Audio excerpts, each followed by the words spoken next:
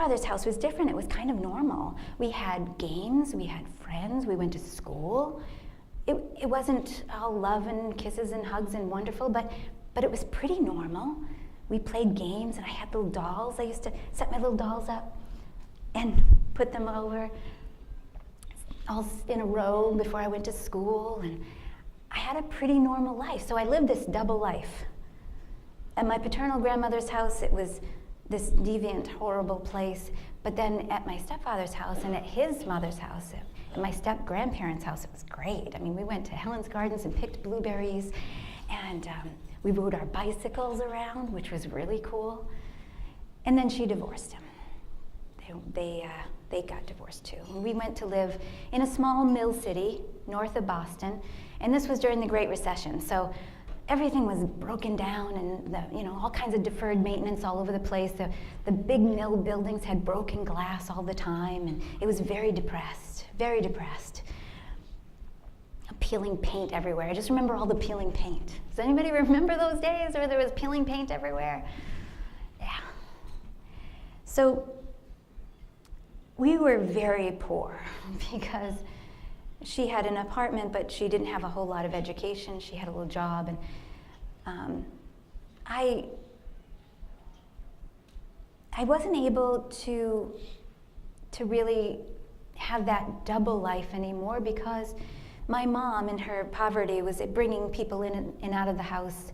And I had an uncle that came, and he walked through all kinds of glass, and I pulled the glass out of his feet and washed his feet from detox, and there was drugs and alcohol and chaos all the time. And so there wasn't any normal life. It was all kind of tumultuous and chaotic all the time now. And then one of her other brothers molested me, and that's when life spun completely out of control. I had this sort of normal life for a little while, and I had this really bad life over here, but now it was all in the same place. It was all right there. I had no place to go. There wasn't any safety. So I started running away, and I started breaking into little old ladies' houses and stealing their money for drugs. My friends put my little 90-pound body in through a vent in the liquor store, and I passed out bottle after bottle, and we stayed drunk for weeks. Drunk for weeks. It was all the time, drugs and alcohol and chaos all the time. I was kicking out the windows at the bus stop and throwing trash all over the streets.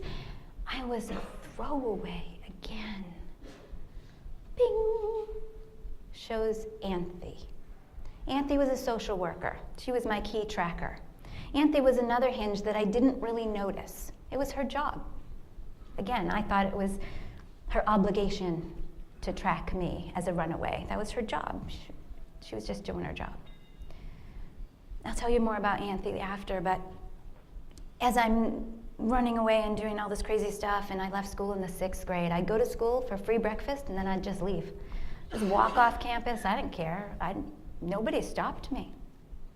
Nobody stopped me. And now, during my 13th year, sorry, I'm going to try to keep my head up here so I don't do that again. This really handsome, big bodybuilder, burly guy came to my neighborhood. He had the quintessential pimp car. It was a black Lincoln Continental with red leather interior, and it shined. Every bit of it, pristine. Now, he was a bodybuilder, and he worked out down at the YMCA, but he never stunk like some of the guys did. He always smelled so good, and his hair was jet black and wavy, and it was always shiny. And he was so friendly. He talked to all the kids in the neighborhood. He just came to the neighborhood one day and pretended like and I say pretend now because I know that he didn't really have a friend, but I'm looking for my friend Joe. Oh, well, we don't know anybody like that. Nobody lives there. Oh, so what are you guys doing? What's going on? Did you see the new movie that was out? What do you like for music? What do you like to do? What kind of games do you like to play? He was friendly with everybody. I didn't know I was being targeted. I had no idea I was his target. As the weeks went on, New England, from where I'm from, New Hampshire, is cold like here. So as the fall rolled in, I started getting in his car, and it wasn't long before I was in his bed. After all, that was what I was for in my mind. So he would talk to me every once in a while and say, well, you don't have any boots. Don't you have any boots? You know, winter's coming. You don't have any gloves? Aren't you cold? I'd be like, fine. I'm cool, I'm all set. You know, had my drugs, had my alcohol to stay numb all the time. I got in fist fights with people. I was hot. You know, angry all the time. All the time. I'm fine. And he started to sort of ease in, you know, hey, if you don't mind, you could do what we're doing here. And I know, I got some friends, they could get you anything you want, anything you need. You need boots, you need gloves, he could help you. I could help you get that. I'm like, no, I'm cool. I have everything I need. I don't need that. Now, on my 14th birthday, my mom and I had been fighting. You know, all that chaos is still going on. She comes home from running some errands, and I go, it's my birthday. It's my birthday. Mom, it's my birthday. And she's like, she looked at me with total disgust. She reached into her pocketbook and she pulled out 2 crumpled dollar bills and she threw them on the table. And I stood there and I was devastated.